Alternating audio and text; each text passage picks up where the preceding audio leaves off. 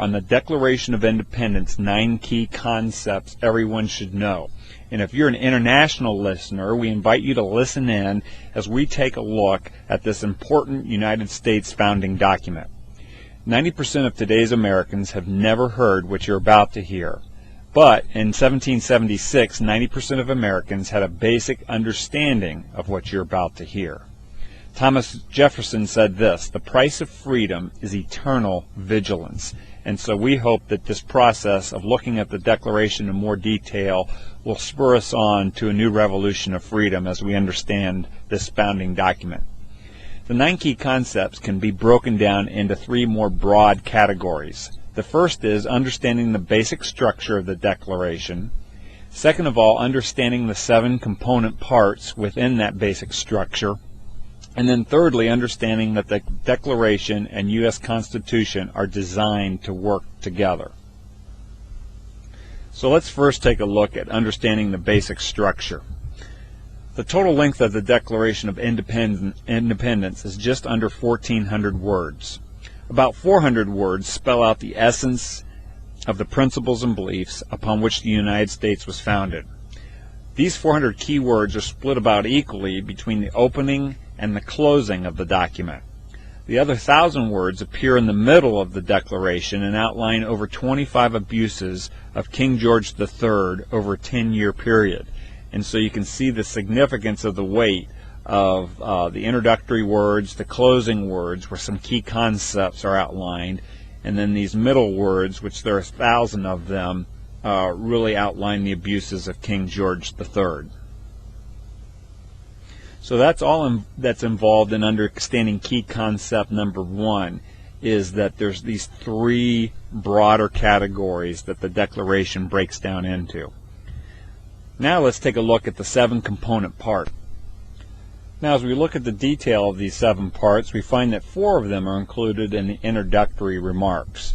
The first is the reason for the Declaration, and this is stated in the opening sentence.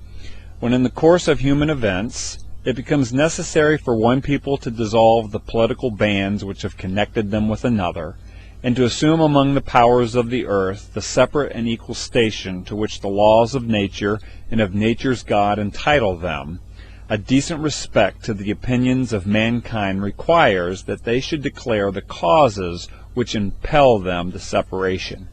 And so this is the introductory remarks for why the Declaration is being written. The second thing that's in that introductory remarks, in that general category, are the self-evident truths that many people are familiar with. We hold these truths to be self-evident, that all men are created equal, that they are endowed by their Creator with certain unalienable rights, that among these are life, liberty, and the pursuit of happiness. That among these are life, liberty, and the pursuit of happiness. And in our modern age, we confuse happiness with hedonism, and that is not what the founders of this document had in mind. Their perspective of happiness in 1776 would have meant this: that the individual would have the freedom to use their time, talent, and resources to pursue the directions in life that they believed would bring them the most satisfaction and would benefit their family, friends, fellow man, and future generations the most. What's also interesting about this introductory paragraph is this. In this short paragraph, the founders also describe the purpose of government, and they say this: that to secure these rights, governments are instituted among men deriving their just powers from the consent of the governed. And so in this short sentence, they're basically saying the reason for government's existence is to secure those rights. And then lastly, in this introductory paragraph, they give reasons for altering or abolishing a form of government. And they say this: that when any form of government becomes destructive of these ends, that is, preserving the self-evident truths that they had already named, it is the right of the people to alter or to abolish it and to institute new government, laying its foundation on such principles and organizing its powers in such form as to them shall seem most likely to affect their safety and happiness. And so in this first paragraph, the most important thing of the 4 we've just looked at are these self-evident truths: that we're created equal, that we're endowed by our Creator with unalienable rights, and those rights among many would be life, liberty, and the pursuit of happiness. These are four huge concepts in this first couple of sentences: the reason for the Declaration, the self-evident truths, the purpose of government, and the abolishment of government, and the reasons for it. Now, as I said before, the middle section, which is the biggest section, is the list of grievances against King George, and there are over 1,000 words in this section.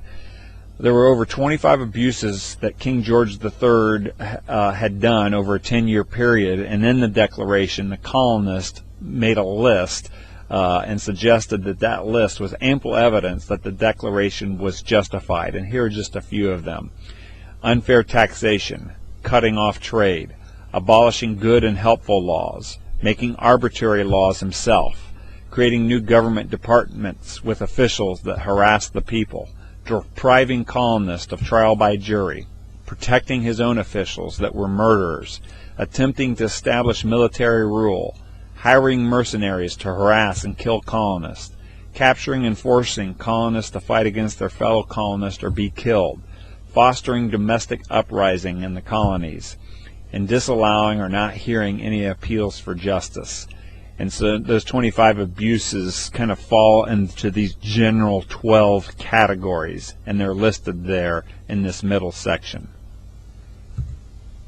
So the list of grievances is shown there.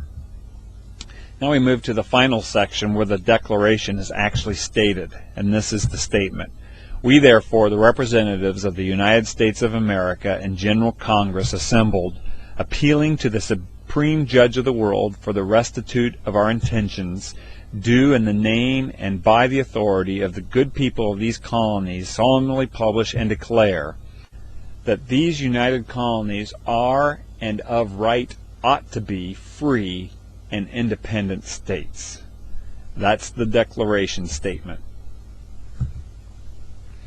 After that statement, the rights of these united sovereign states are listed, and they include: and that all political connection between them and the state of Great Britain is and ought to be totally dissolved, and that as free and independent states they have full power to levy war, conclude peace, contract alliances, and establish commerce, and to do all other acts and things which independent states may of right do.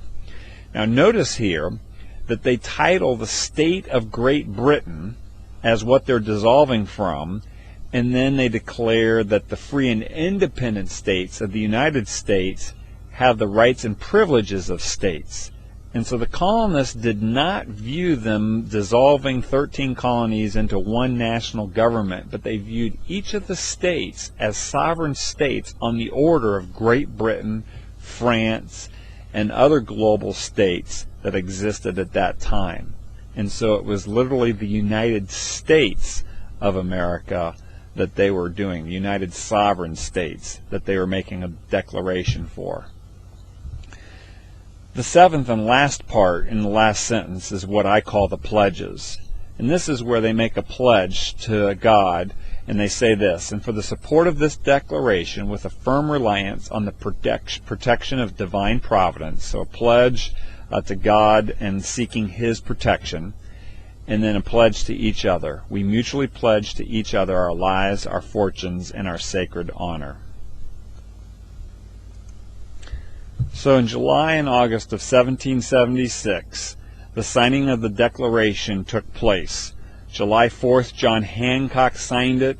A printed copy was drawn up. It was announced to the people. And on August 2nd, the rest of the 56 signers signed the Declaration of Independence to make it official. You can have a better understanding of the Declaration of Independence. You now know more than 90% of Americans do about this document by simply reading the first 200 words and the last 200 words. Challenge others to do the same. Don't settle for bland or manipulated history. And then the last concept falls into the third and final category, and that is to understand that the Declaration of Independence and the Constitution work together.